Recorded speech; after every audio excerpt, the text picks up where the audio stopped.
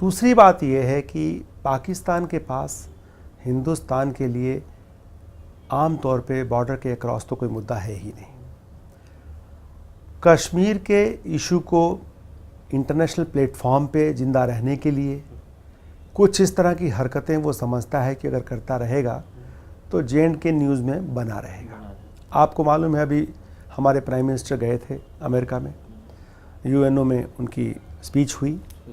जिसमें नवाज़ शरीफ ने जो कश्मीर का मुद्दा उठाया था उसके जवाब में बहुत ही सहनशीलता से और बहुत ही एक मैच्योर तरीके से, प्रौढ़ तरीके से हमारे प्राइम मिनिस्टर ने उनको कहा कि जब तक ये इरिटेंट्स जो हैं, इरादा जो या उंगली जो है साफ़ थी टेररिस्ट एक्टिविटीज़ की तरफ, कि जब तक वो माहौल कायम नहीं होता है तब तक उनसे बातचीत करने का कोई मकसद या कोई हल नहीं निकलेगा। तो इस बात को भी समझते हुए एक तरह से उनका ये मुद्दा कमज़ोर सा पड़ गया था। हो सकता है अपनी पुरानी जो उनकी टैक्टिस है कि इसको न्यूज़ में रखने के लिए इस तरह की अगर फायरिंग होगी और मारामारी होगी, थोड़ा बहुत ये न्यूज़ का आइटम बनेगा तो ये उनका मुद्दा हो सकता है। तीसरी अहम बात यह है कि पाकिस्तान के साथ एक बड़ी विडंबना है। वो विडंबना ये है, कहते तो हैं कि इनकी सिविल गवर्नमेंट है, कहते तो हैं कि इनका प्रधानमंत्री प्रतिनिधित्व करता है इनकी जनता का, लेकिन सब जानते हैं, दुनिया जानती है कि असली जो छड़ी है वो इनकी फ़ौज के पास है। पाकिस्तान की फ़ौज के पास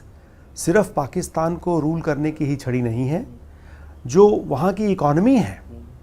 आयशा ने एक किताब भी लिखी है जिसके ऊपर ये कहा है कि पाकिस्तान के जो इस्टेब्लिशमेंट है आर्मी की, उसके बहुत सारे पैसे उस इकॉनमी में भी लगे हुए हैं। तो इन बातों को ख्याल में रखते हुए आर्मी को अपनी रेलेवेंस बनाए रखने के लिए, अपने जो फोर्स है या अपनी जो जगह है वो दर्शाते रहने के लिए इस तरह की हरकतें करने से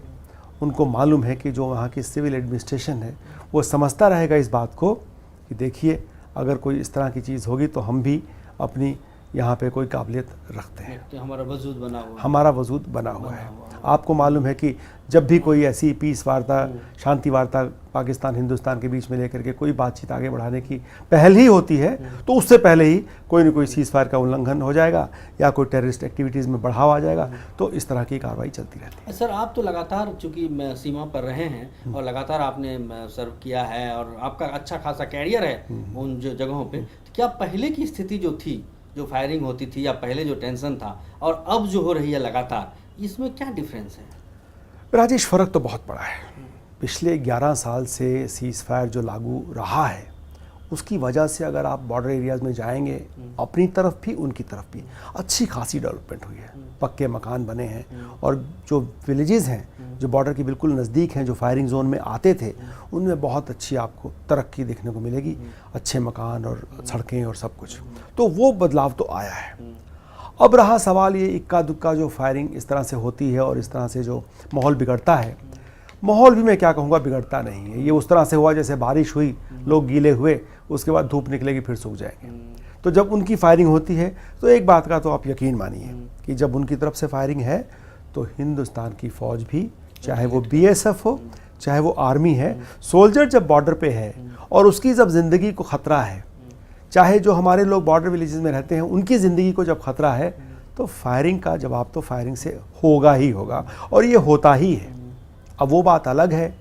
कि मीडिया के अंदर दोनों तरफ की क्लियर पिक्चर नहीं साफ सामने आती है, लेकिन इस बात का आप यकीन रखिए, मैंने इस इलाके में अपने कंपनी कमांडर बटालिक एरिया से लेकर के कोर कमांडर सांबा एरिया तक इस माहौल को देखा है। तो फर्क बहुत। पहले रामेश्वर जी, पहले कहा जा रहा था कि एक राजनीतिक इच्छा शक्ति का अभाव कहीं न कहीं दिखता था इन चीज़ों को टैकल करने में, इन चीज़ों को इनिशिएटिव्स लेने के लिए, इन चीज़ों को टैकल करने के लिए। लेकिन जिस तरह से 2-3 दिन से देखा जा रहा है प्रधानमंत्री कार्यालय की तरफ से, गृह मंत्री हो, रक्षा मंत्री हो, इनके जो बयान आ रहे हैं और ये कह रहे हैं कि फ़ौज जो है अपना अनुकूल जवाब देगी उसको, उसके लिए, लेकिन हमारे तरफ से कोई मिठाई और ये सब जो जाता आता था अब वो सारे चीज़ बंद होंगे। तो क्या लगता है कि आपको राजनीतिक इच्छा शक्ति में बदलाव आप देख रहे हैं, क्योंकि पहले भी आप थे, और क्या हम सही डायरेक्शन में हैं? हाँ, कुछ इसमें सकारात्मक पॉजिटिव फोर्सफुल एनर्जी तो आई है, लेकिन साथ ही साथ मैं आपको ये कहना चाहूँगा कि ये जो सीज़ फायर के उल्लंघन जो बॉर्डर पे चलते हैं,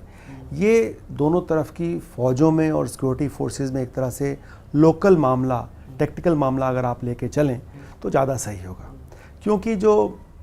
पॉलिटिक्स की जो इच्छा शक्ति की बात हम करते हैं, वो रिज़ॉल्व का मतलब होगा कि इस पूरे जो दोनों तरफ की फायरिंग है ये अपग्रेड हो जाए। ये अपग्रेड का होना जो है सिक्योरिटी के लिए, इंडियन सब कॉन्टिनेंट के लिए एक खतरा बन सकती है। तो वो खतरा बनने का ना ही कभी ऐसा मौका किसी ने दिया है और ना ही कोई देना चाहता है। ये बता दूं मैं आपको, अगर कल को इस चीज़ को अपग्रेड किया जाएगा तो पाकिस्तान भी नहीं चाहेगा जो इस समय शांति के हालात बने हुए हैं वो बिगड़ें। लेकिन इसके बावजूद ये होता क्यों है, ये हमने इसके पहले आपको 3 मुख्य कारण दिए। बाकी छोटे मोटे कई बार ऐसे होता है कि लोकल कमांडर किसी वजह से, एक ने ऐसे फायर किया, उधर से जवाब आया, अब दोनों तरफ से फायरिंग शुरू हो जाएगी। पहले एक इलाके में हो रही है, कुछ दिन बाद कहीं और हो जाएगी। तो ये मुद्दा जो है, जो पॉलिटिक्स या राजनीति की इच्छा शक्ति के से हट करके भी अगर देखें हम, तो ये कहना सही होगा कि इसको हम लोकल कमांडर के लेवल तक ही रखें। और वहाँ पे अभी आप देखिएगा कि कुछ समय बाद एक वार्तालाप हो जाएगा दोनों तरफ की फोर्सेस का और ये कहानी रुक जाएगी। इसके पहले ही बार बार ये होता है। लेकिन बड़ी बात ये है कि पिछले 11 साल से ये सीज़ फायर बना रहा है, ये जो वहाँ पे बरकरार रहा है सीज़ फायर, ये इन दोनों देशों के बीच में हमें एक इस चीज़ को पॉजिटिव तरीके से देखना ज़्यादा सही होगा, ना कि इसको राजनीति की इच्छा शक्ति बढ़ाते बढ़ाते इस खतरे को और बड़ा करने से फिर ज़्यादा लोगों को अधिक नुकसान हो सकता है। उस माहौल को बनाए रखना आवश्यक है। आप फौज में अफसर रहे हैं, लगातार इतने दिनों तक देश की सेवा की है। आप हमें ईमानदारी से ये बताइए कि जिस तरह से राजनीतिक बयानबाजी होती रहती है कि हमारी सीमा असुरक्षित है, क्या वाकई हमारी सीमा असुरक्षित है या पूरी तरह से सुरक्षित है? देखिए, ऐसे है राजेश, सीमा अगर असुरक्षित होती तो आप क्या समझते हैं कि पंजाब की इंसर्जेंसी जिस तरह से ख़त्म हुई, J&K में आज जो हालात हैं वो हमारी देश में क्राइम के ग्राफ से सबसे अच्छे हालात हैं। जो टेररिस्ट वहाँ पे हैं, इस समय वहाँ पे लीडरशिप का अभाव है। मैं पिछले ही महीने वहाँ गया था, बाढ़ से थोड़ी पहले की बात है, और जो कुछ मैंने वहाँ देखा उससे बिल्कुल ये साफ जाहिर है आज की तारीख में कश्मीर का कोई भी यूथ इस तरह की लड़ाई लड़ने को तैयार नहीं है। तो दूसरा आदमी कोशिश करेगा बॉर्डर के पार से। अगर बॉर्डर सुरक्षित नहीं होता तो आप क्या समझते हैं कि ये सब जिस तरह से शांति बनी हुई है ये बनी रहती? तो ये बयानबाजी का हिस्सा हो सकता है। कोई कहे कि इस गवर्नमेंट में बॉर्डर ज़्यादा सुरक्षित था, उस गवर्नमेंट में ज़्यादा सुरक्षित था, लेकिन जो मेरी असेसमेंट है वो ये है कि जब से पिछले 4 दशकों से मैं सेवारत रहा हूँ इंडियन आर्मी में, और हमेशा मेरी 15 साल के करीब सर्विस जो है LOC पे रही है, मैंने कभी भी ऐसा नहीं देखा, कोई भी गवर्नमेंट चाहे पावर में हो, कि हमारे लेवल पे ना ही तो किसी प्रकार का कभी मोराल कम हुआ, ना ही हमारा मनोबल कभी नीचे गिरा, और ना ही जवाब देने में हमारी कोई भूल हुई। जवाब देते हैं, एकदम देते हैं, उसके लिए स्टैंडिंग ऑर्डर्स हैं वहाँ पे, और उसके लिए हमारी जो प्लान्स हैं बिल्कुल तैयार रहती हैं, सब कुछ तैयार रहता है वहाँ पे। बॉर्डर मैनिंग का या हमारी जो ये आप समझिए कि जो हिंदुस्तान पाकिस्तान का जो बॉर्डर है, विश्व के सभी देशों में अगर गिनती की जाए तो यही एक बॉर्डर है जो सबसे एक्टिव बॉर्डर है। चाहे वो घुसपैठियों की वजह से रहा हो, चाहे वो इन्फिल्ट्रेशन जो टेररिस्ट करते हैं उसकी वजह से रहा हो, चाहे जो हमारी पुरानी पाकिस्तान के साथ जो इतिहास है बंटवारे का उसको लेकर रहा हो, लेकिन आज भी विश्व में सबसे एक्टिव इंटरनेशनल बॉर्डर कहिए चाहे LOC कहिए अगर कोई है तो वो हिंदुस्तान और पाकिस्तान के बीच में है। और इसकी वजह से जो सुरक्षा के हालात वहाँ रहते हैं वो आप यूँ समझिए कि वो 1% भी, आयोटा % भी नीचे नहीं गिरता है। पूरे 365 दिन 24/7